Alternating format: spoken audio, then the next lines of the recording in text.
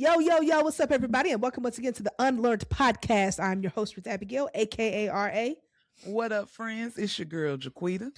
This is the podcast that is helping you gain the courage to change your mind so that you can experience more freedom. Q Quita. There we go. There we go.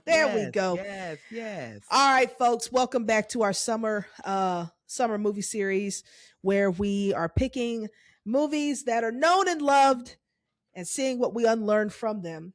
My Lord. Let me tell you something. The rewatch be real. No, it do.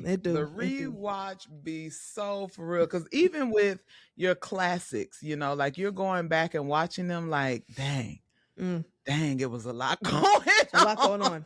Also, why was I 8 watching this? Yeah, this is what you realize. It's like, man, this was not appropriate. Nobody was really monitoring. We were watching the movies with the adults. Absolutely. It was like, hey, family movie time. Come on. We're about to watch this. But you know what? In full disclosure, this movie we're about to do, we just watched with Tyson, our son, and he's 11, which we felt like was okay. He loves music. And so we watched it with him with intentionality, knowing that we were going to have to explain some things and knowing that we were going to have to talk through some stuff. Right. And it was great. Now, there were some things that he didn't love, understood. and to be fair, there were some things like it had been a minute to, you know, the premise of it, but it's like there had been a minute for the details. And so there were some details like, you know what? Where we go? Go through that, just a little bit. And we did. We ended up doing that. But today we're talking about a classic. I mean, a true classic. The Temptations, the mini-series, guys. Also, okay, we gotta have a small conversation, family. Okay, because as we were choosing these movies, and I think most of you know where this is going, a debate came up. Okay, a conversation, if you will. Okay, because a debate is more Ruth Abigail has only seen a certain other movie one time, right? And it is a movie very comparable to The Temptations. Actually, it came 8 years before they released the Temptations movie. Thank you very much. We're talking about the 5 Heartbeats, people. And I need to know, okay? I need to know, not which movie is better, because different budgets, okay, and things. All right, Robert Townsend was out here getting it out the mud, okay? And they still produced a great movie, a cult classic, all right? Highly beloved, all right? Which movie are you rocking with more? All right, which movie now I'm not saying which movie's better, which one. I'm saying which one do you know more lines from? Which one is just a little bit more beloved in your heart? Okay. And we're not even gonna tell you which one I think y'all know. I think we should.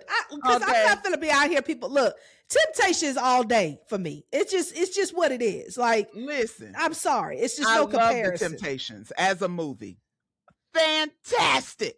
All right. It is a part, they be playing it at Christmas. Be like, what we gonna watch? Just put The Temptations on. Okay. See the Medea movie, I just play The Temptations. Just put something on the TV. Put The Temptations on. It's a perfect Black household staple. Yeah. Right? I love The Temptations. And as I rewatched it, I remembered why I loved it. But the 5 Heartbeats, let me tell you something. You put the 5 Heartbeats on, I'm singing all the songs. I'm going in as if I'm in the audience. Okay, the 5 Heartbeats is your heartbeat. Okay, it's down deep. Okay, my office hours are from 9 to 5. All right. Okay, and Ruth doesn't even know the significance of that. I actually do, because I've seen the movie. I do know the significance of the movie. She saw it once. It's fine. It doesn't matter. I do know that because you've said it and you hear people say that line. Now, when that line came out, when I heard that, I was like, oh, I get it now. Because I heard it for forever. I was like, I don't get the big deal. Anywho, we talk about the Temptations today. We are talking about the Temptations. We're talking about the Temptations. Talking about Otis and the Temptations. Because as you watch the movie, there are moments where you go, this movie is very much from Otis's point of view. Yeah, because right, he's the only one that's alive to yeah, he's the only one that's alive to tell the story. And some of the story is told in a way that's like, all right, Otis. Otis said, all right, since I'm the one still here, you're going to tell it my way. And he wrote the book. So he wrote a book based off of his. I'm not mad at that. Shout out to Otis. You know what I'm saying? Shout out to Otis. That's what's He's up. still out here kicking. So, still touring. Hey, man, keep it alive. Keep it alive. I ain't mad. And so he, so we're going with the Temptations. Came out in 1998. Oh, it was a two-part miniseries. For those of you, it came out on TV, but it got so popular. You know what I'm saying? You don't even remember it didn't actually come in the movies. But it came out. It was a TV miniseries. It could have. Oh, it could have for sure. Could have, but it's too long. It's a long movie. You know what I'm saying? It's too long. It's long. And it's it chronicles 3.5 hours. It chronicles the entire life of the Temptations from when they were teenagers till most of them died. So, yes. It is a full all story. 25 members. Is it that many? No, I don't know. Okay, I was like, no. You gotta count all the people who came in, subbed in. Richard was at the mic for a little bit. Yeah. You got to count him. Like there's a lot of members Al gets counted. He does.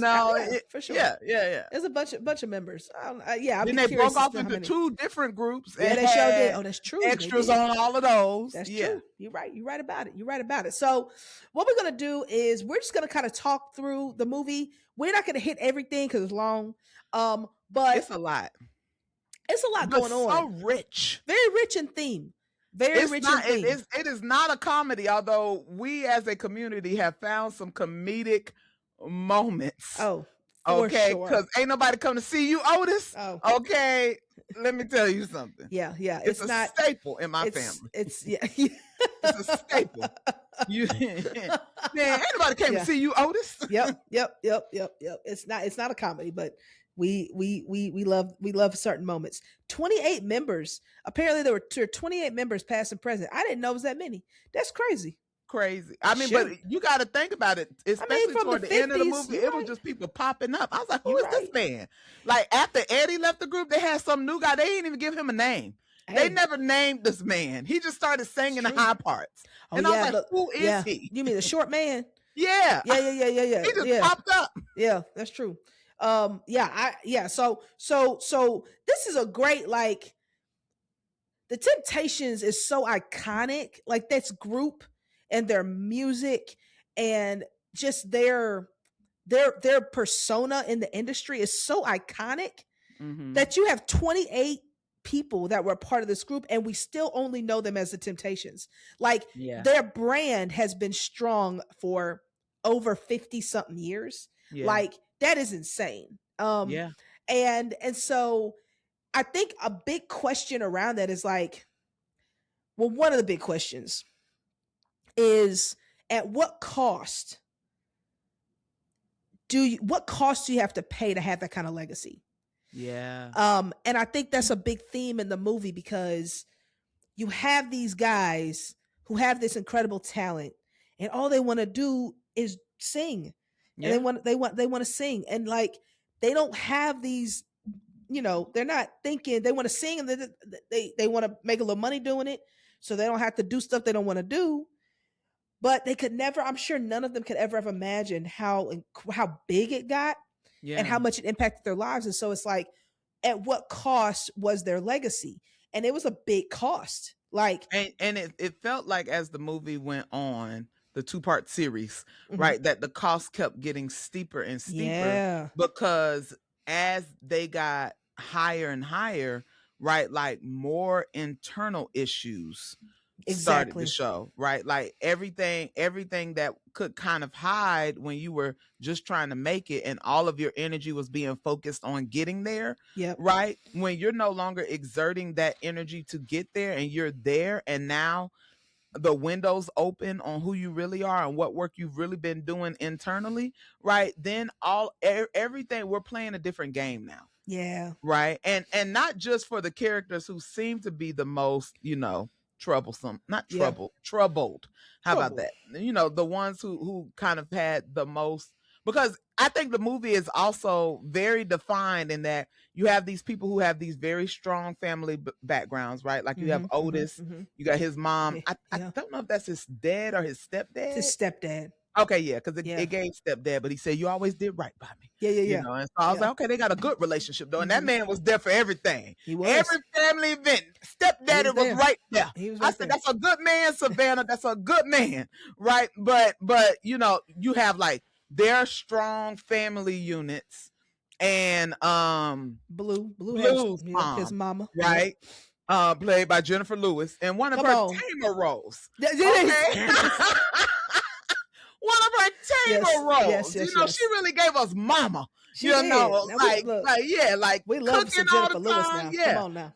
Absolutely. Okay. Icon. Okay. Icon. She is Come an on. icon. Right. But you have like their very strong family units, very strong, you could tell very strong upbringing, right? Very, very classic traditional sense of working hard, sticking together, going after goals, Some and sense then of morality, like and then you have the other members who we don't really know as much about their background, but the hints that you get are we know like about David Ruffins. We know get about that. David Ruffin because his mama sold him to the pimp, and everything like that, and then that set a dangerous course, right? And we'll talk about him in a minute. But then like Eddie and Paul, like you could tell like they're very enmeshed. Yeah. Like they're not actual brothers, but it's like we take care of each other. Yeah. And we hold each other down. And so, and I think Paul at some point mentions coming from like deep South troubled background, right? Yeah. Right. And so like you're looking at all of the way that their family stories are told, and that plays a huge role when it comes to how they all navigate fame and success. That's actually that's a great point. Like it makes you think about, it reminds you of how important your foundation becomes when you start chasing your dream. Girl. And it's like you have this we always chase your dream, go after your dream. And I think that's beautiful. Like I think it's a beautiful concept. But you really don't fully understand what comes with that until you understand where you come from. Yes. You know what I mean? And you really have to spend some time, because this is not to say that there are some dreams that are for people and some dreams that are not. No. But you have to spend the time reconciling, right, your past, reconciling where you came from, dealing with your hurt, and allowing God to make you whole in those areas. Because when you get elevated on a platform, right, the enemy is coming for everything that you haven't addressed. Man, he is coming, and I'm not talking about a little relational problem or a little this problem. He's coming for it all. And for some of them, he wanted their life. Right? Like it's not just I want your success, I want your life. And the bigger your star power, the harder he went after them. And I don't think sometimes as we are growing as leaders and we're moving from kind of one level of leadership to the next, and they say higher levels, higher devils, like you're growing into these next phases of who you are, and you're getting more limelight, you're getting more responsibility, right? You're more visible than you've ever been, right? But you're also, it's not just your good that's visible. It's your fallacies, your vices, right? The places that people know they can get a foothold in, right? Those things are also visible, because if you notice, and again we'll get there, David Ruffin, as soon as he was fine. He was fine. He was, when you watch the movie, he in the background doing the little dances, doing grooving, singing the background notes. The moment Smokey said, I got a song for David. Yeah. And he Yeah. led my girl. Yeah. The moment he got a lead, his entire disposition, his entire character shifted. Yep. Right? And the first thing that happened when he started rising is that somebody came and started taking advantage of him. Somebody came because they said, oh, there's a foothold right there. He has a weak point, right? Yeah. He's talented, he's gifted, right? And it's giving him access to money, power, and fame, right? But because he hasn't addressed himself and his own wounds, which he was very upfront about. He was like, I don't do rules. My mama sold me to a pimp. Yep. You know, and you know, he used to beat me, so I don't do rules. Right. I ain't too good. Like he told them from jump. Yeah. These are the things that will later come and catch me. Yeah. Right. I can play nice, but when I get to a point where I'm not worried about money, resources, or where I'm not feeling like I'm still trying to climb, right, I'm gonna become something else entirely.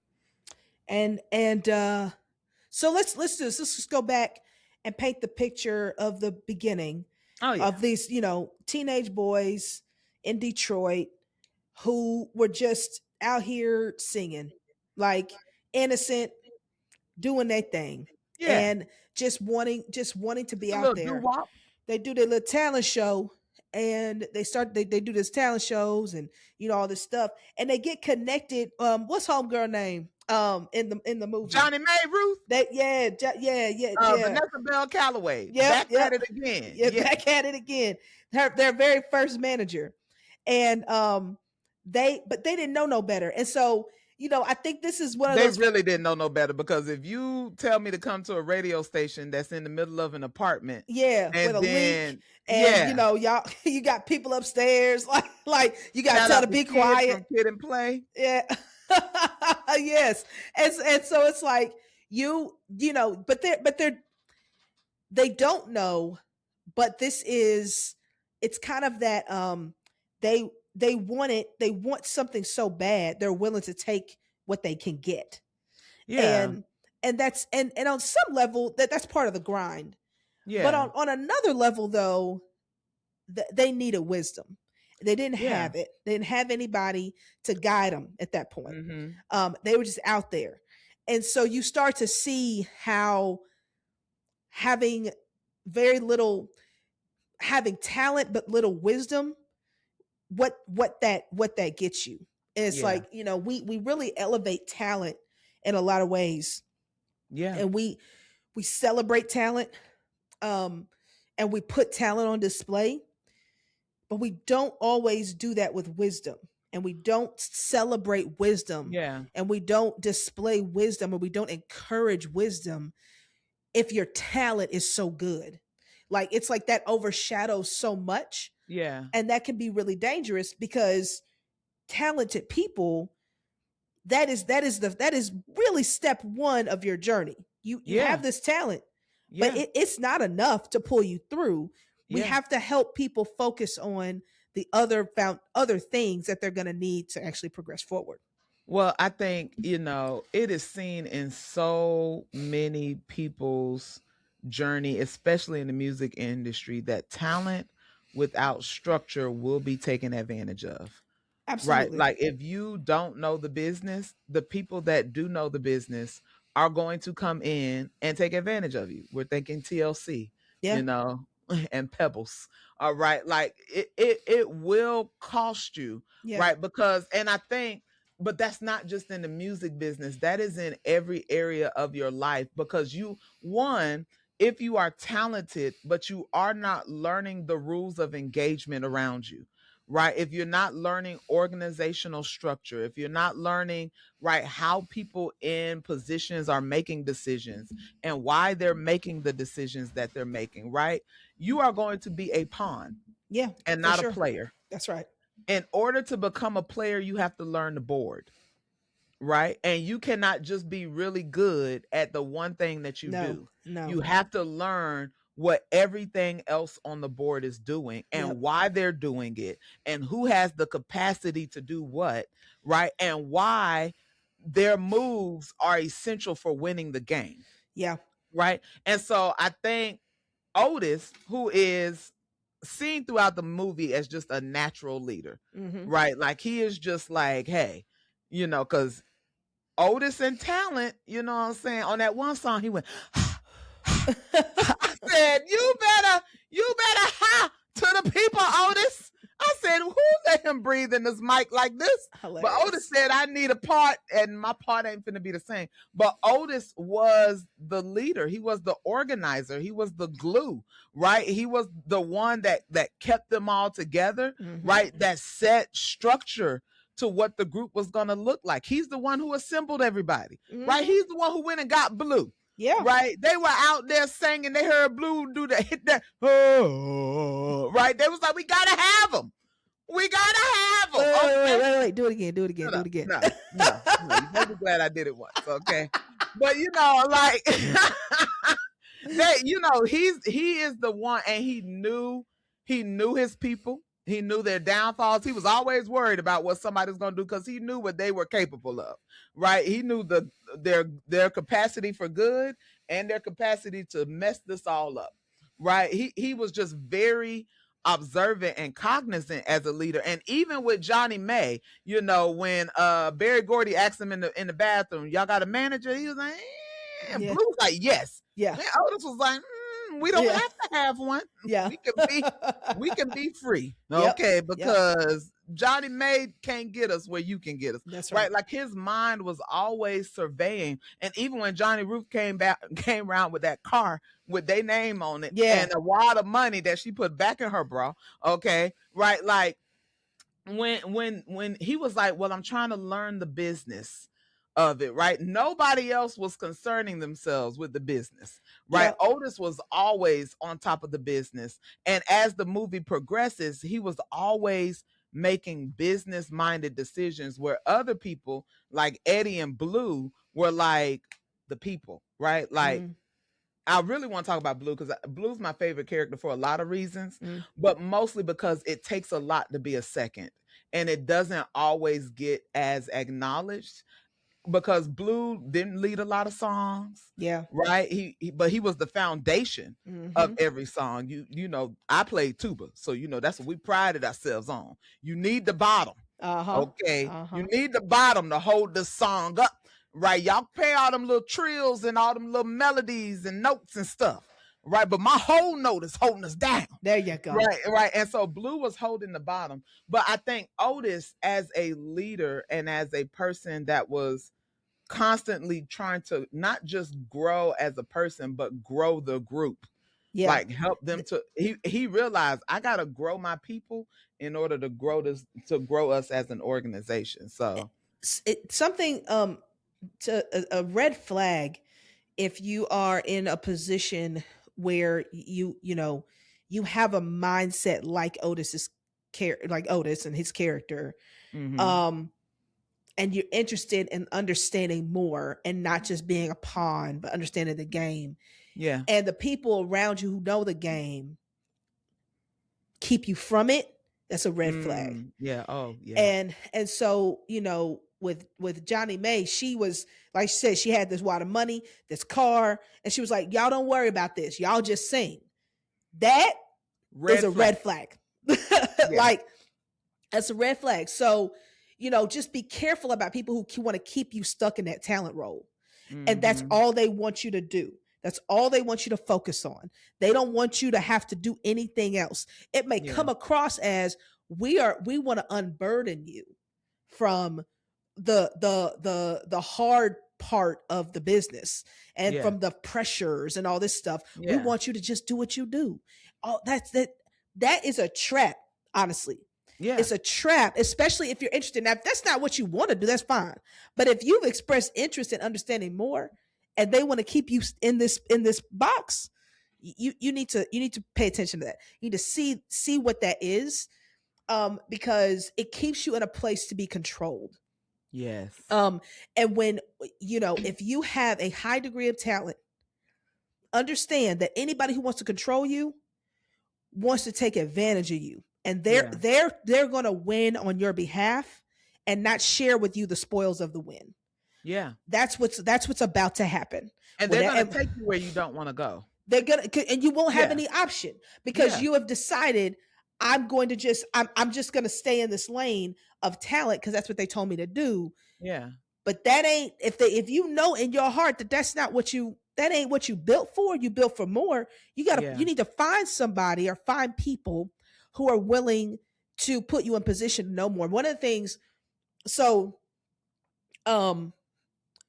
I love about the story of how Debbie Allen worked on as a director on A Different World is she put her actors in positions to be directors and writers and almost made them do that so that even if they didn't really want to, so that you understood other parts of the business, you didn't get stuck as just an actor, so that you could and so it's like she was a leader who was not interested in keeping her talent as just talent.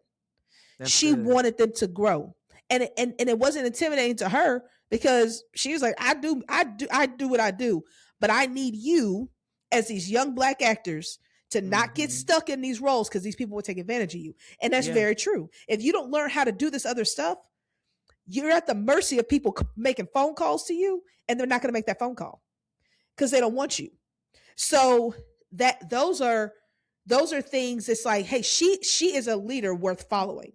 There are other leaders in all kinds of different industries that if they don't have that kind of mentality, if they withholding information that you're asking for, my Lord, red flag, Lord. Right? Yeah. To learn, not just to know, but to learn, and you understand, like, that's the posture that you're presenting. And they are like, no, let me handle that. Don't you worry about that. You just do this. Red flag. But I think, it's so significant because I think all of us are going to hit a Johnny May Ruth season where you took the option that was available to you at the time. Yeah. Right. But it was a season that is where you learn. You don't learn the organization. You don't learn the board when the times are easy. No. You learn the board through opposition. You do. It becomes a thing of necessity. Like, oh no, I gotta learn the game or else we're not gonna survive it. Yes. Right. And so Johnny May Ruth presented them with an opportunity to say, either you can stay here and get used and never see the fruit of your labor, because she put that money right back up. She didn't even give them a nice $20 bill.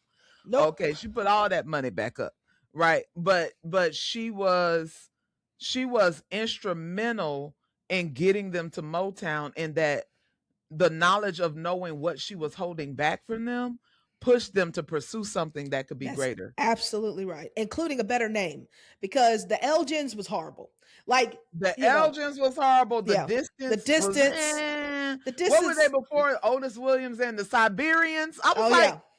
How do we become the Siberians? I don't understand any of those names. Like y'all, what y'all out here doing? None of those. And when names. They was out there thinking of names, boy, they were struggling. Boy, they were. And it would be appropriate that Paul was the one who was like, hey, okay, we need something sexy. Yeah. We need something that everybody wants, but they can't have. Yeah. Because y'all were all over. Y'all was struggling. Y'all was struggling. Yeah, y'all were like the hearses. Yeah. No.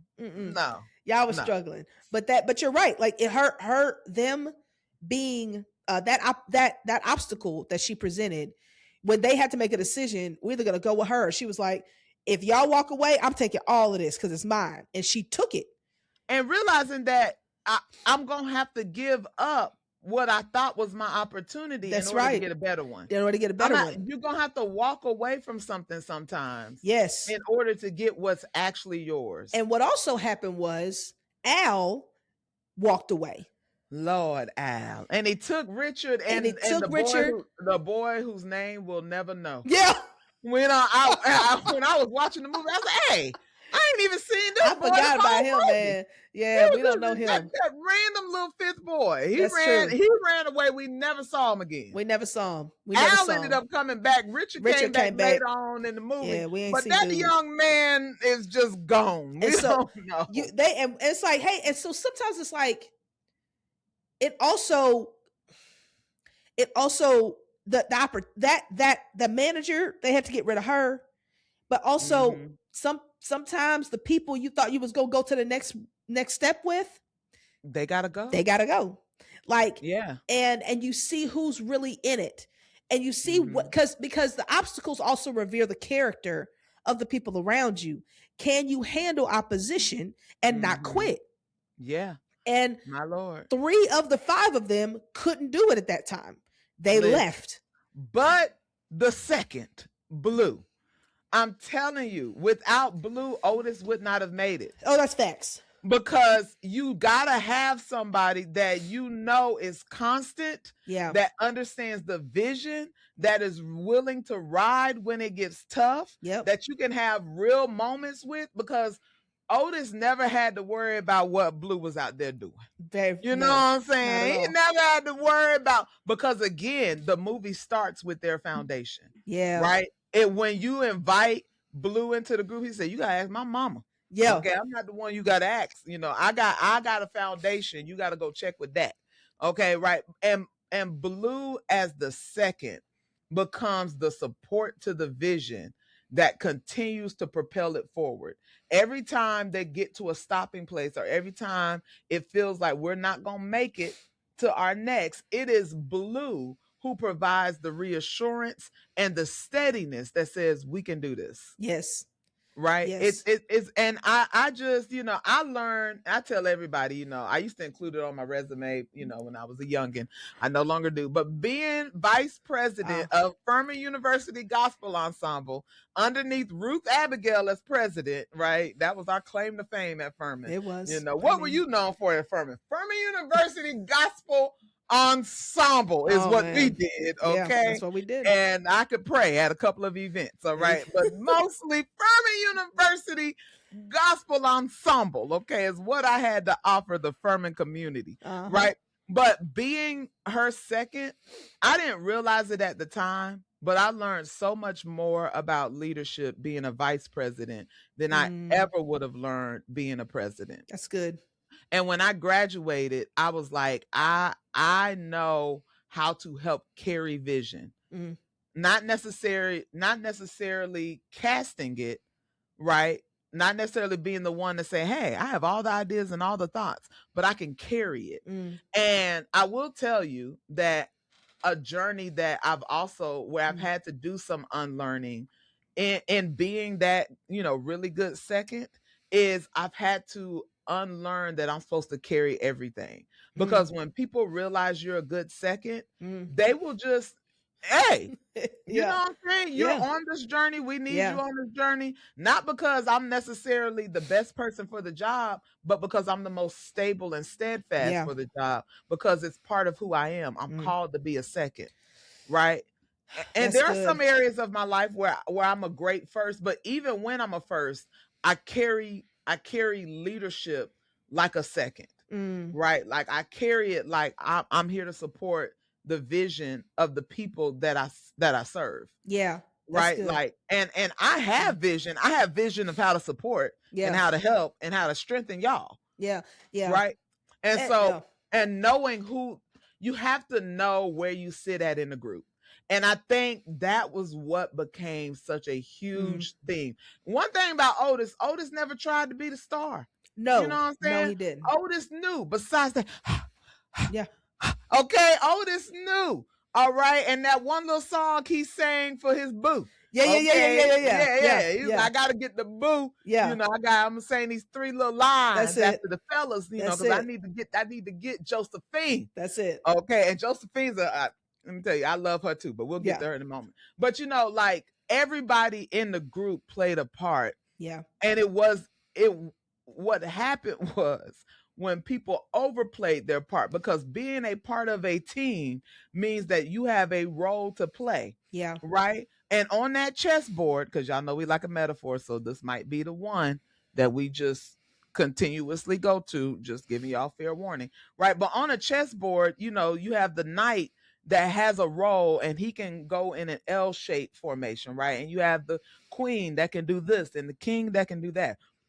But when a piece decides that it's bigger than the board and that it can do whatever it wants to do, right?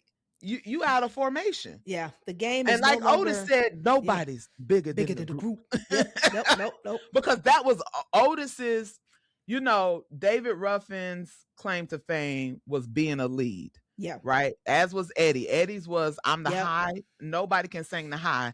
And everybody else I think could have, interchanged roles. Eddie was like, who else gonna hit these notes? Yep. But me. Yep. Okay. I sang the high leads, right? Yep. David and Paul can fight over the mid leads, right? Blue has the bass. Otis has you got the harmony. Hold your note, Otis. Hold your note. That's we it. need you to hold your note so that the rest of us can sing on top of it. Yeah. Right. Right. I don't think Otis ever got a lead. After the first 30 minutes, we never saw Otis. But that wasn't his role. And I think that's the point. Like, it wasn't his role. And quite frankly, like, and I think going back to kind of our experience in the gospel choir, it's really interesting because I was not somebody at the time that anybody would have picked out as anybody's leader. Everybody would have seen everybody wanted Quita to be the president, and I wanted Quita to be the president. Like, duh, like this, because the way she showed up like her persona was what people expected what a leader should be. Mm-hmm. She was good in front of people. She knew everybody. Nobody, honest to God, people didn't know who I was. That is not a lot of people. True. Honestly, they really didn't. But what I think, what we see in the temptations of the relationship between Otis and Blue, and then all the other, because even in our experience, I'm glad you brought the gospel. That's really interesting. We had stars in our choir. So so I think we had a couple of David Ruffins. We did. I mean, that's just Eddie Kendrick, everybody does. Everybody does. And you have to understand how this thing all works together. Mm-hmm. I don't need a microphone. Don't give it to me. That's not what I do. Ruth didn't even sing on the choir. You did the first did. Year, then they formed this band. Okay, yeah, I'm gonna do what I do. I'm gonna say the little thing at the top. I'm gonna go to this keyboard and I'm gonna play. Y'all gonna sing. Although, guys, hold on. Well, hold on. There was one time I stepped Ruth out of Abigail did take the mic. It is one of my favorite college memories. Right, so we were singing "Blessed" by Fred Hammond. Oh my God! Nobody knew who was going to do the lead. We get to the concert, and something happened that concert. A lot of stuff happened that concert, and we didn't know who was going, because in the beginning there's like now everybody say "bless, bless," and we didn't know who was going to do that part, right? And so I'm sitting there and I hear the music start, and I know we're about to sing the song. And I see Ruth Abigail go to the mic, and Ruth said, now everybody say blessed. And I looked at her, and she looked at me like, shut up. And I was, oh my gosh. One of my top 10 favorite movies was Ruth Abigail leading us in on that low note, and she was singing it like it was a low. Now everybody say blessed. Y'all, I could, literally for years, I couldn't talk about that. I couldn't talk about it. I was like, whatever y'all want to bring it up, I'll be like, hey, I can't handle it. Let me tell you something. It was one of the most embarrassing moments. Because I didn't know what to do. Nobody knew you were gonna do it. You could have pulled any tenor. I didn't know I was gonna do it. I don't know what made me do that. I don't know what made me do that. Ruth Abigail said, see, that's an Otis moment. Ruth Abigail said, somebody has to step up to the plate. And it's gonna be me. And it was a learning moment. It shouldn't have been me. I mean, you did it fine. Nobody probably thought twice about it except for me, because I was not gonna let it go. I was not gonna let it go. But it really did. This is why I think where I learned a lot about leadership in that moment. In that, I think I felt compelled to do something that I thought a leader would do, which is to do something up front. Yeah. And to take charge in something. And I did that, but that's actually not, that wasn't that was not the best leader move. The best leader move would have been to say, come here, I need you to sing this. And pull somebody else and delegate to somebody who could do it. Right. that would have been what I should have done. But I didn't have that mind, because I think in my younger days of understanding what leadership was, it really was like, I gotta be what people think a leader is. And people think a leader is the one out front doing the thing. Yeah. And I was never that. So it's almost like I wanted to prove to other people I could lead.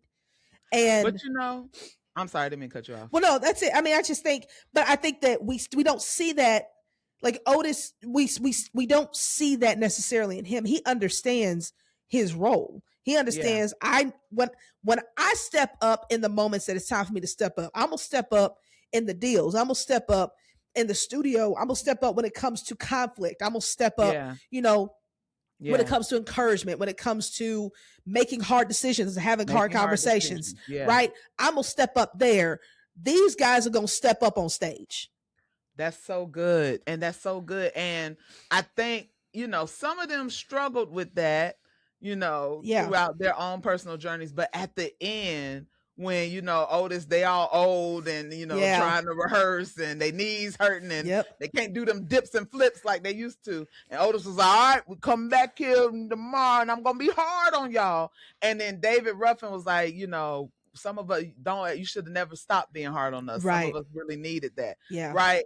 Again, told from Otis's point of view. Sure. But we'll never know if he actually said that, right? I mean, I think he might have, but I also think that everybody, like, Otis's character got the most well-rounded, like, of course, because he's still alive. He's alive, and also Blue had the best funeral. I thought that was funny because Blue had Smokey singing. All right, he had Barry Gordon was there, right? Did. Paul's funeral we ain't see to the end where they walked up to Eddie like, "Hey, hope the funeral was good." Yeah, right. They didn't even do a funeral for Eddie, right? David Ruffin.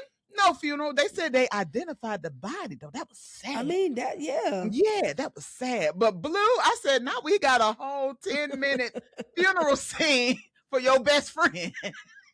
I mean, anywho.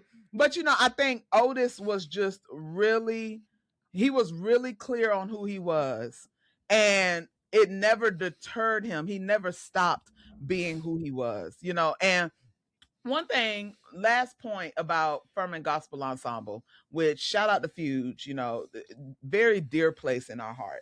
Very. 20, 25 years later, and I'm still very much attached to everything that I learned and gained from that experience. But another thing that I learned in Fuge was that even though I was a second, I had to learn the areas that I was first. Mm-hmm, right. Mm-hmm, and so I remember there was one time Ruth Abigail, we used to at the beginning of the service, not the service, rehearsal, but sometimes it felt like that because we were open with scripture, prayer, and a little word of encouragement, okay, and then we would rehearse, right. And I remember one time Ruth wasn't going to be there; she had like a trip or something, and she was like, "Hey, I need you to give the word today." And I was so nervous. Right. Oh, right. Man, I remember but that. Because, we were roommates. Mm-hmm. So Ruth literally, it wasn't like a business moment. Ruth literally came in my room at like 7:30 in the morning. It was like, hey, you giving the word today. And then just left. And I was like, what? I'm not prepared for this. Right. And then, so that time was fine. It happened a second time. And Ruth, because she knew everything going on in the organization and everything that they needed, she said, hey, you have to do the word today, which I was like, okay, I've done it before. And then she was like, and these are the notes. This is the word I need you to give. And when I tell you, I struggled with that. And I didn't know why I struggled with that at the time, but I was just like, this is an area where I'm actually first, right? Like I need to be trusted here because this is where I excel, right? This is, if you're going to delegate anything to me, the word of encouragement, let me have it, right? Don't overmanage this moment, right? Don't overmanage what I bring to the table because I need to be free in the area of my giftedness, right? To impact the room. And I went up there. And because I struggled with it the whole day, because I knew that what Ruth had given me was not for me to say, but she wasn't even going to be there. And I was like, I'm And so I tried to do it, and it did not go well. Mm-mm. Like it wasn't received well. I was watching as people in the crowd, because Ruth was trying to address what she saw, but I needed to address based off of my gift and my anointing. I needed to be able to flow. Yeah. And it taught me a valuable lesson. And I think this is where Otis struggled, because he oftentimes tried to overmanage the moment. Yeah, that's good. Yeah. He tried to overmanage the moments, and he did not allow the people to flow in there. He didn't allow Blue to do what Blue did, because Blue was a great reconciler. He was nobody ever was mad at Blue about nothing. Never. No, seriously. You know what I'm saying? Yeah. He was a great bridge. He was a great mediator, right? But every time when it came to a hard decision, Otis told Blue, you have to agree with me. Yeah. You have to walk with me. And he never really allowed Blue to excel at what Blue was really good at in the group, which was being the foundation, holding them together, right? Blue would have been an excellent bridge between Otis and David Ruffin. Yeah. He would have been an excellent bridge between Otis, Paul, and Eddie. But because Otis kept pulling Blue to himself and saying, I need you to walk with me and to think like I think, to see things like I see things, and to address things the way that I would address them, Blue wasn't able to operate in his gift within the group. And there were moments where Eddie was like, nah, Blue, we need your voice. Yeah. We need your vote. And so I think if you are that person that is a support within an organization. I remember one time I was in divinity school, and I used to claim it. It was my claim to fame. I was like, I'm a great second. I play a great second fiddle, right? And I remember this, prophetess came to the school one day. She wanted to pour into us, and she looked at me and said, "Stop saying that." And she said, "You're never going to really realize where you're first at if you keep emphasizing being second." And I realized I've grown now, right? Because I was 25 then, right? So this was almost 15 years ago. I have had to learn that even though I'm a great supporter, I have to learn the areas that I have to step up in. And it's an effort for me to step up, because I love playing the background. In some instances, right? Like I love just being a support person and doing the things that help things to go, and everybody don't got to know that I was there doing things, right? But I had to learn that there are areas where God has called me to be front and center. And it's also, we haven't talked about David Ruffin a lot. Let's talk about, because David Ruffin is what happens when your talent precedes your character. Yeah. And it is the picture of somebody who crumbles under the pressure of success because his character has not been built, right? Yeah. But he is a clear talent. I mean, this man is a star. It just is what it is. One of my favorite scenes is when they're singing "Shout" at the New Year's service. That is definitely one of my favorite scenes. I'm still mad that they put Lamont Rucker in that wig. I'm just still mad about it. He was only in the movie for just for a little bit of 5 minutes, right? But when they called Lamont Rucker, I was like, God, get this fine man out this wig. Okay, I can't take it. But when he said, my baby brother David Ruffin, came and shut it down. That shut it down. Like it's a wrap, and you knew immediately. This is your guy. Yeah, and so he. I think that when you look at this idea of his talent and under a certain type of leadership, mostly like with Otis, and it's like, okay, the character it takes for somebody with that much talent to submit to leadership is so critical. Yeah. So it's like, that was his gift. His gift was to be the guy. And that sometimes that is what the gift is for you to be the person. But but you as the person, I think this is where we get confused. just because you're highly talented does not mean you're ready to lead. And what David Ruffin was thinking, oh, I'm the voice, I'm the leader. Mm-hmm. Y'all, we need to do what I say. Yeah. And it's like, hold on, bro. That ain't how this works. Because you're gonna lead us into the fire. It's not, we not for to survive under your leadership.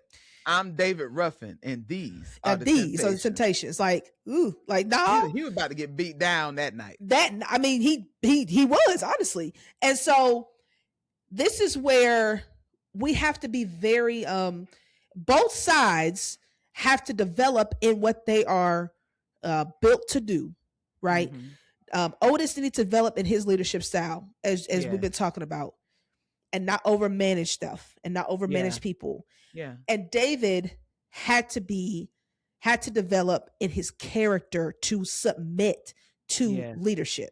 Yes. And I think that we've got, especially you think of the world we're in now, you know, in this influencer culture, where we've got people who have this influencing talent for whatever it is that they do, that also want to prop themselves up as a leader in certain ways.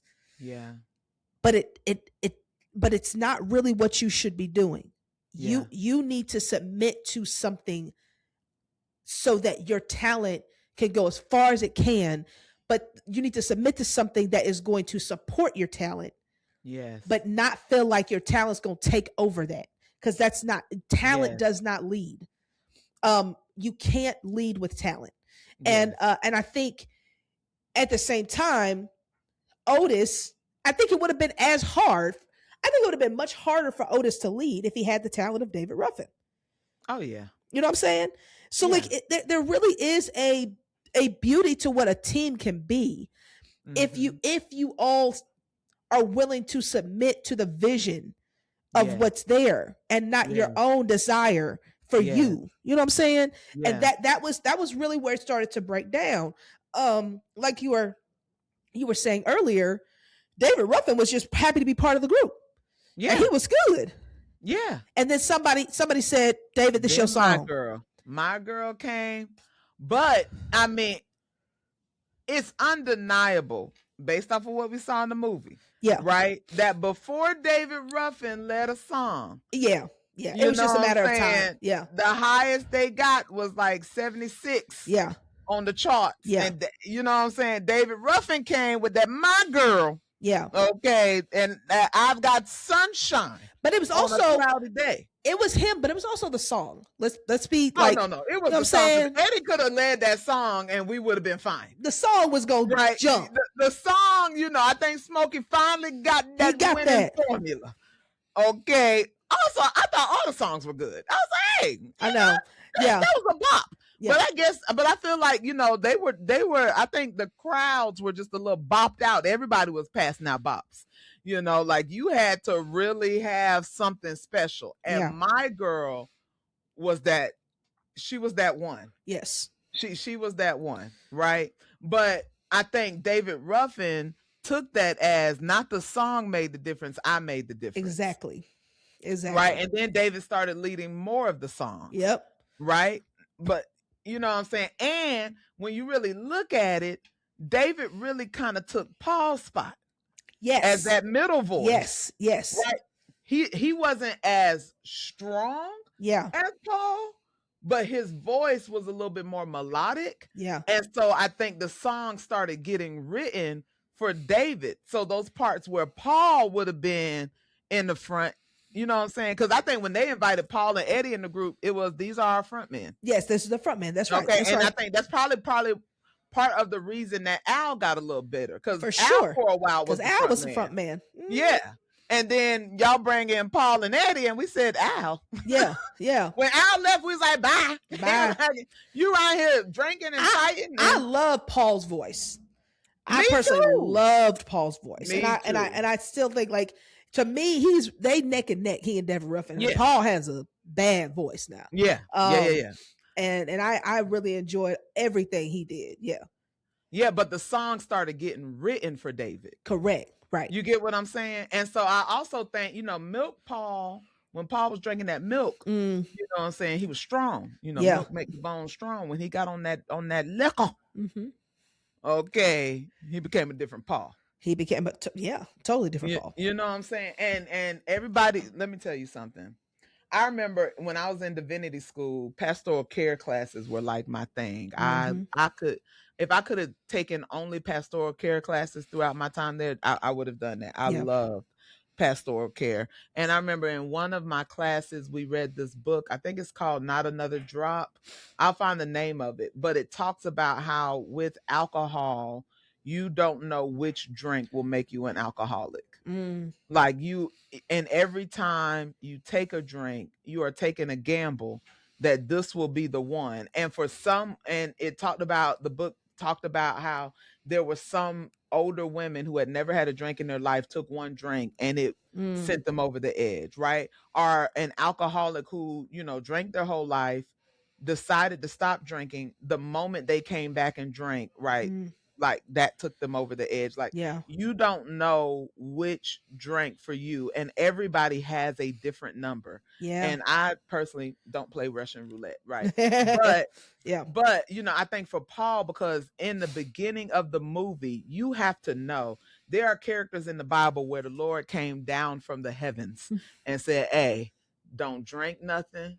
Don't cut his hair, right? With Samson, right? With John, it was like, hey, you know, I think it's so interesting that with John the Baptist, the Lord was so intentional about what his father was saying, right? Because what you're about to birth in the earth, his voice is what I'm going to use. And you can't be out here talking reckless over his life. Right. And you sure ain't finna name him something I ain't gonna name him. Right. We're gonna name him what I want to name him. Right. And so like there are just instructions over your life. And I think Paul, his gift and who he was set up to be, there were instructions. You know, don't do what everybody else is doing. You can't live how everybody else is living. You don't have the freedom. Right. Everybody talks about like, oh no, we got liberty. We can do what we want to do. Baby, you better consult with the Lord about your call, your assignment, your anointing, because it will kill you. It is not just about what's right, what's wrong. It is about that, but it's also about the Lord knows, right, who he created you to be. He has the manual, right? And if you consult with the Holy Spirit will let you know why you can't play with it. And so Paul, we're going on these tour buses, right? And everybody else is drinking, right? And for a while he had that thermos and he had his milk, right? And the moment he touched alcohol, you get what I'm saying, right? Like you don't have the same number that everyone else around you have. You don't have the same tolerance. Your anointing and what's on your life can't take it. That's good. It can't go down that road. You know, there are some people who, you know, you look at and they, you know, especially people that you be like, oh man, you know, they ain't living right. They ain't doing right and da, da, da, da, da. But the moment they get saved, they come and outrun everybody. Right. They out here like, you know, now all of a sudden, you know, you a super prophet, but you know, and everybody, but you don't know what's in their manual, but you better know what's in yours. Got to know what's in yours. So don't spend too much time judging what other people got going on, because the Lord has their manual and he knows what will get them back in line. He knows what will bring them back to him because he's our Father, right? But you have to know your manual. It's so important. It's so important. And, you know, Paul, that story, when I was rewatching it, I cried every time. That's the most tragic part. It's tragic. It's tragic. And it's really interesting because as you're talking, I'm sitting here like, you know, this is obviously speculation, but imagine if Paul didn't go down the alcoholic road. When David went down his road, Paul could have stepped back up. You know what I'm saying? He would have he would have been ready to step back into where he was. My Lord. But because he didn't, and he fell down a road, they're now, both of they folks is gone. And they have to as a group grieve that and manage that conflict. Like that, those, and so like as we get, like, you know, you kind of have this this trajectory of fame and success, and they're living their dreams. Yeah. And then it catches up to them. Yeah. It catches up to them each individually, right? Yeah. I mean, with even Otis, he cheated he cheated on his wife, right? And let me tell you something. I have so much respect for Josephine. Okay, Josephine said, I'm not finna stick around for this tomfoolery. No. Oh no. You might be, the Otis Williams, but no. Here go your son. All right. Yep. The son. Oh my goodness, me and my sister. Oh, y'all got listen. Why you always on the road? I can't. That whole scene is like, we couldn't do that one more time. We couldn't do one more take. We needed another take. We needed another take on that. Like, that was not. That was so funny to me. So but weird. I actually pulled Lamont because Oh yeah. Again, rewatching the movie, I had forgot. Yeah, me too. That was actually one of the scenes where like, oh crap, we forgot about this. Pause. Let's explain what's gonna happen. like, oh shoot. Oh dang, Rue. Y'all over here traumatizing the young man. Hey, listen, he learned from it. It's important to expose kids to real life. But in the context of your own home with your parents, I think that's important. Yeah, but anyway, I think it's important. When we was watching the movie when we was young, nobody explained nothing to me. And that's the thing. And I grew up in a house like that. Like I watched it. My daddy made us watch A Time to Kill when I was 10 years old. Dang. Okay. And so I'm not, and we watched Roots before I was 8. So I'm not, this is kind of how I was raised. We sit there and watch it. We talk about it. I seen Kit Kute get his leg cut off, when I was 7, you know what I'm saying? I saw it. And that's just, anyway. So it was just how I grew up. But we walked through that kind of stuff. So I thought it was important. But that I did forget about that part. I was like, oh shoot. Because you know what? Nobody ever explained The Color Purple to me. That movie has so many adult things. You gotta explain. And I'm just watching it like I have some questions. Yeah, you gotta Sophia, why is she in the jail? I'm so confused. You got to explain things like that. Yeah, you really do. Yeah, the Lamont. Yeah, I forgot. I think I thought his mom was gonna die, and I think it was like, okay, but that was just a different. That's a different kind of tragedy. I thought about because I really do think that Otis loved Josephine. Right. Oh, for sure. And she loved him. I think they both loved each other the whole way through. Yeah. For sure. But when they went on the road, he was just like, all he said was, us going on tour meant being away from our families. You have set no protections. You have no plan. Yeah. You have no plan to stay faithful. You are depending on your own strength, that you're going to be away from your family, on the road with all these female groups, away from your wife for months. Yep. Right. And that you're going to be okay. Yep. You have no plan. Right. And that is the moment where the enemy, because you haven't thought through what you're actually about to do. Y'all so focused on the temptations, so focused on, we finally blowing up. We finally hit the charts. Right. You're not watching that Paul switched from milk to alcohol. You're not watching that David Ruffin is now in different seats with different women, and he back here playing cards all day, right? He's getting wilder and wilder. Yep. Right? You're not watching. Because y'all are just focused on what you're gaining, but you're not focused on what you're about to lose. That's good. And when they got off that bus, and you realize that Otis done jacked his marriage up, and you see Josephine throughout the movie, she thinking it through. She's pondering, how much am I gonna give up for the temptations? Man. And she wasn't going.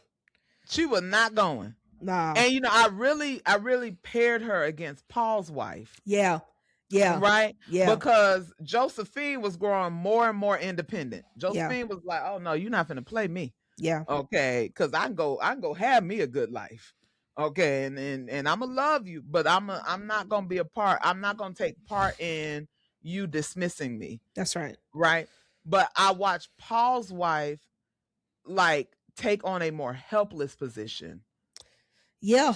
And wanting to be there for him, but growing more and more unsure how to do that and endangering herself in the process. That's it. Yeah. And I'm for marriage. Yeah. That's what everybody should know. Jaquita is for marriage. I'm an advocate for marriage. I believe marriage is a beautiful covenant before God. But when marriage gets, when my life gets in danger, because when Paul was singing and then she went and he was grabbing and shoving and excuse you? Yeah. Like, I'm not gonna be a casualty because y'all are not preparing for the moments. It's you have to understand that those moments are coming. Like, I think nobody gets exempt on your journey from moments like that. Now, what the moment actually is going to be different for everybody. But like, you don't get exempt from moments of testing. And you've got to be prepared for that test. You don't get, and not to be cliche, but you don't get exempt from moments of temptation, which I think is really interesting.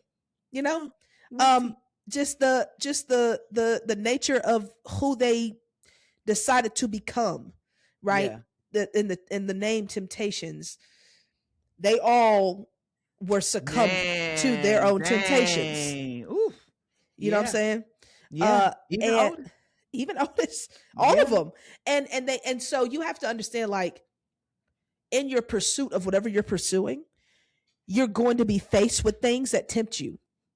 Yeah. And that are going to test you. That's just what it is. Yeah. So to what you were saying earlier, know your manual. Understand what makes you tick, what turns you on and off, what is going to, put you in a certain headspace, what's gonna help, what's gonna make you make certain decisions, what's gonna, set you off. You need to understand that about you, and then understand that something's going to trigger you at some point, and know what you're going to do when that happens, so you don't lose everything you're pursuing. And because so many people do, because we don't know our manual and we allow things to get to us, and you can't, you're not always guaranteed, you're not guaranteed a second chance. Not guaranteed. And the grace of God prevails, but you're not guaranteed a second chance. Sometimes your second chance is going to have to be remodeled. It might not be you back in the temptations. And that's what was so, that's what was so distressing about Paul's story. Is because he was fighting for his chance back in, but he lost hope in that moment. And that was just a really, that was tough, man. Scene. That was a tough scene. I'm pretty sure 10-year-old Jaquita was like, all right. All right. That's a lot for me to take in all honesty, that's when our son was like, yeah, I'm good. Like, I'm kind of, I don't really want to finish this. Like, cause that's, and I get that. It's like, that was tough, man. And just like understanding what drives people to that moment where you have, like you said, you've lost hope. There's no, like, everything I've ever wanted, I can't get back. And again, it's like Otis managing those moments. Where is Blue? Okay. Yeah. Blue was so pastoral, right? In every hard moment, Blue was the one. That's a great point. Taking care of the people. That's a great point. Right. Otis was much more, sorry, I want to use a church term, but he was much more apostolic. Like, all right, for sure. We setting up the systems, we setting them up. This is the way it's gonna go. This is the way it's gonna flow, and this is how we need to do it. This is structure, right? But Blue was the person behind the scenes at every moment, and he never. I feel like Blue never really, according to the movie, never got to get fully developed in that in a way that could have been really, really beneficial in those moments, because Blue took care of people. I think that's so, and it's so interesting. So did his mama. Yeah. That was kind of his mom's character. She was the group mother. At the end of the movie, I would have said right there, tell me, yeah, mama, go get them short ribs. Yep. Go and take them short ribs. We got to have the short ribs. You're right. We gotta have those. Okay, Yeah. there's a reason why they was always at Mama Rose's house. Okay, that's right. Mama That's Rose it. threw down. She You was, know that food was good. and he came from that. He came from somebody who takes care of people and Yes. loves them and loves them through stuff and like understands, and is like, so he had that natural gift. I think you made such a good point that it wasn't developed in the way that it could have been. As a leader, it is so important that you recognize the gifts of people, and sometimes we don't recognize them when their gift doesn't look like ours. And Absolutely. we try to form and shape them to be like us. Yep. Right? And you don't know what your organization is missing because you won't allow that person to operate at full capacity.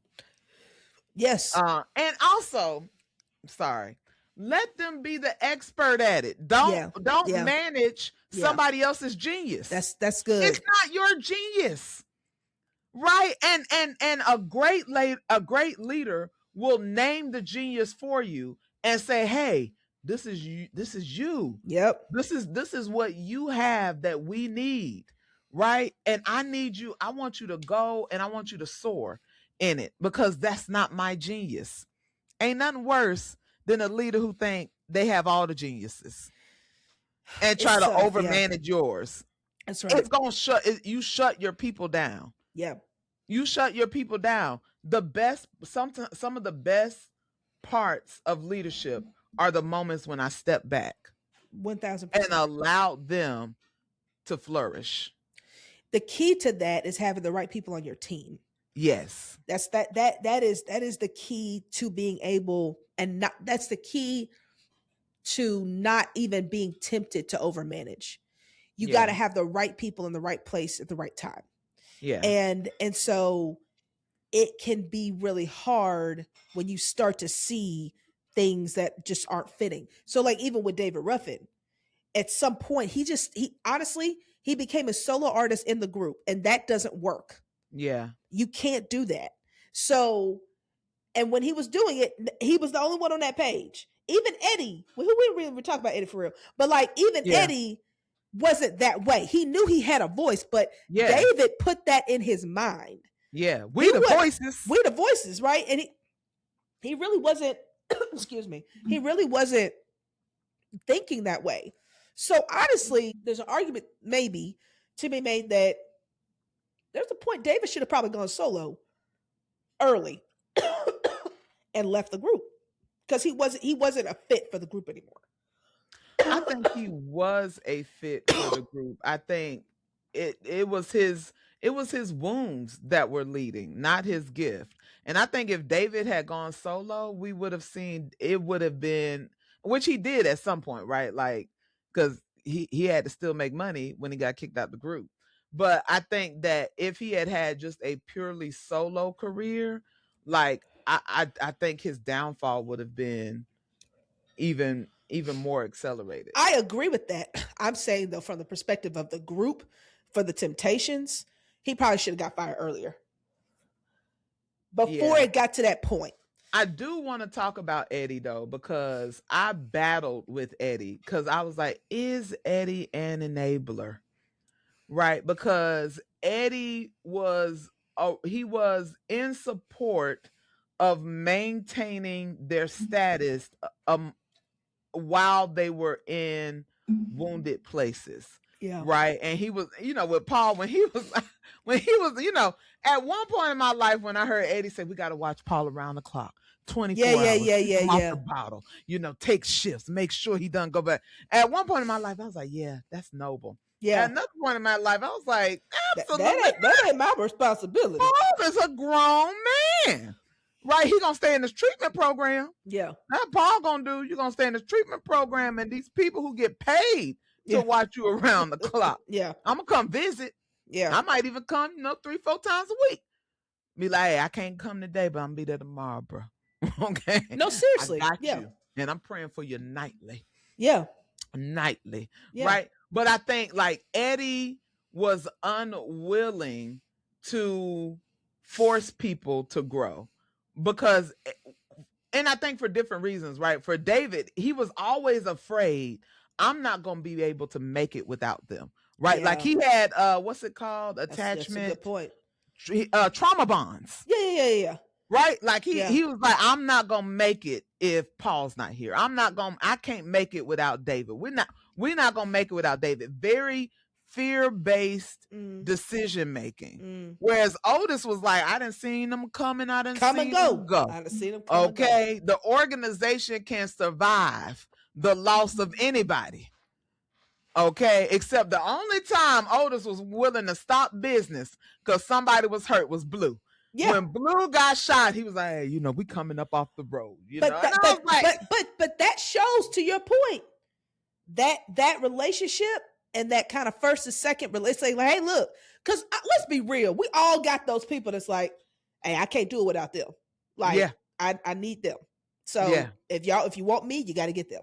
Like, yeah. Listen, that's just what it is, and it ain't everybody. It ain't everybody. If I got to get rid of some folk, these is who I'm getting rid of. But I'm keeping this. I'm keeping them. Yeah, that's absolutely. Real. Absolutely. Because, and it's not just because of who can do the work, right? Blue was a voice. He was a great voice, right? But he wasn't a lead. He wasn't one of the leads because, ain't really a group that let the bass be the lead. No. Right. All the time, But for Otis, Blue was everything. Yeah. Right. Like he was, this is my foundation. Like I can't do this without Blue. I can't do this without Blue. Right. And so, which is why Blue got Smokey and Barry at the funeral. That's it. Nobody else got a full funeral. That's it. But Blue, he was out there crying, holding on to mama. Okay, we got the whole shebang. But I think it's just so interesting that Eddie was, and every time Eddie himself was not, quote unquote, problematic, right? We didn't watch a downfall of Eddie. Right. Right. As far as himself, he was pretty much middle of the road. It was who he attached himself to and why. Right. Like he had trauma bonds. Yeah. He was, hey, it's me and Paul. I'm not gonna let you throw Paul out the group. I can't do you if you kick Paul out, I'm not going on. Right? And so now we got Paul up here drunk. I can Blue. And we got Richard having to sing in the back. Okay. Right. And so and Eddie was so tied to the people who were failing. Right. And not in a way that Blue would have been, which would have been pastoral, which would have been restorative. Right. It was, I can't survive. I don't think we're gonna make it without these people. Yeah. Because he couldn't imagine a world where he didn't have these things, these people. And I think it was less about the people and more about the familiarity. 100%. Right. Eddie loved familiarity. And those are the people that will keep your organization stuck. Man, look. We can't change the way we do things because that's going to hurt so-and-so. Right. And so they keep you from making the hard decisions. Yeah.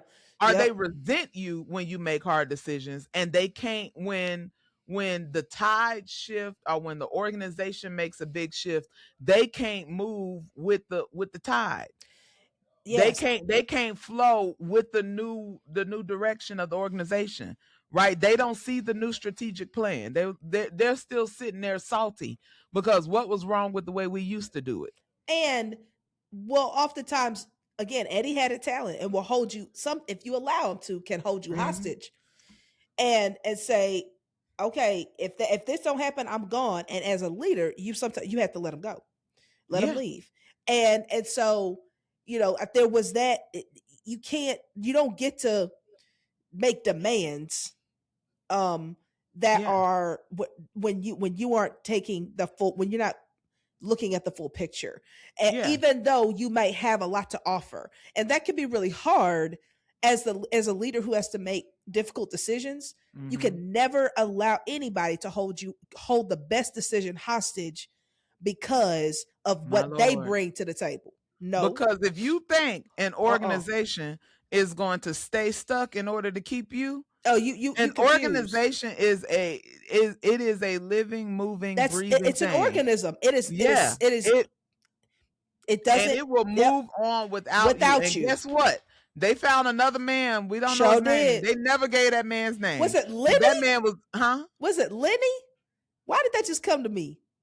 I don't know. Because they never said it in the movie. Maybe not. They barely even showed him on the camera. You're right. Like, because I remember they were in the studio. I was like, who's singing the high note? Yeah. And then they finally panned. They didn't pan over while he was singing. They finally panned over when they were showing the whole room at the end. I was like, who that little man?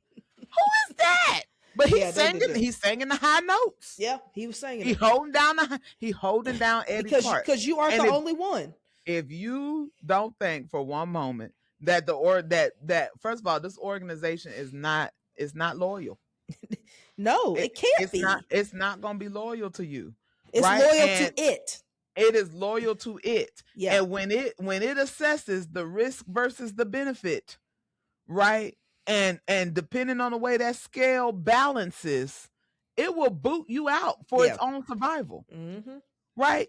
No one is bigger than the group. Right? And what we'll do is we'll put you in a past member category. Yeah. And we'll go and get 3 other members. Yeah. That's with a quickness. And I think honestly, the kind of circling back to what we were talking about in the beginning, it's what kept the legacy alive. When you talk about 28 different members, you don't get that without putting the group first. The brand, the group, the legacy of the Temptations is still alive today. And yeah, we all know the original 5, who really weren't the original 5, but we know the 5 that came to the top. Yeah. Okay, so we but know you can't that. Leave off Dennis. But we don't. The 3rd of September. Yeah, we love Dennis. Yeah, Dennis was truly an honor. Like, he was really number 6. I mean, he really was like. Oh yeah. He was the number 6. Richard came in. And Richard came in. Grateful. We weren't mad at that. And then, the rest of them.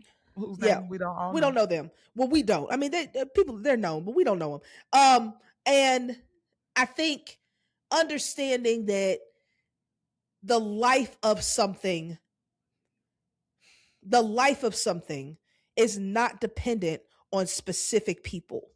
Yeah. That is something we must unlearn. It's not dependent on specific people. And the minute it loses its life. And even as the leader, on you. It's not. You need to be building things that can outlast you. 100%. Because if you don't, it won't. If it's dependent on a person, it won't last. Because people don't last. We see it all the time. You got limits. You have a capacity. Yeah. I mean, even if it's just life and death, hey, we ain't always gonna be here. So it's like, if the thing that you are leading can't survive without you, when you go, whether physically, you aren't here on this earth, or you go somewhere else, if it goes with you, then it really wasn't. It never had a life of its own. Yeah. It had you, and that's dangerous. We see that in a lot of things, whether it's organizations, churches, companies, whatever. We see that it's like you have these great leaders who are dynamic and all this stuff, but they can't. They're not the company, the church, the whatever is on the brink of dying because that leader is starting to decline. Yeah. And you see that, and you can see that playing itself out. But the hard thing, it's hard to do it because you got to make a lot of hard decisions along the way. Mm-hmm. And you have to put yourself in the background, and you as the leader don't need to be the front man of what it is that's going on so that the thing can last. Now, everything's not meant to last. Yeah. That's okay. But if it is meant to last, then those are some steps that we have to take in the middle of the journey. Make the hard choice. You can't let anybody sabotage the process and the progress of the whole organization. You can't be held hostage. You gotta cut people off when it's time to cut them off. My Lord. You have to do all that. You have to take risks and let go of things that you thought were going to bring you success so that you could get somewhere else. Those are all things that have to be done in the middle of the journey before you know what the outcome's going to be. Yeah. And that's how a leader has to be wired. And if you're in a position where you're doing things like that, just know that what you're doing is really hard, and what you're doing is really rare. Like, it's not something that most people are willing to do. Yeah. But if you're willing to do it, you're also putting yourself in a position to get outcomes most people don't get. Yeah. That's good. Yeah. Yeah. Okay. Whew. Chat. That was yeah. I think we did okay for this long movie. Listen, because producer Joy was like, it's gonna take us 2 episodes, and we were like, nah, we about to get this done. We can do it. We about to get this. It's a little longer, but I think it's stacked. I think so. I think it's stacked. So I think it's stacked, it really is a great movie. So, all right, guys. So we're done. That was that we're done. So we hope you continue to follow us, like, share, subscribe. We really hope you're enjoying this summer movie series, and come back next week for the next movie. And until then, let's keep unlearning together so that we can experience more freedom. Peace. Bye.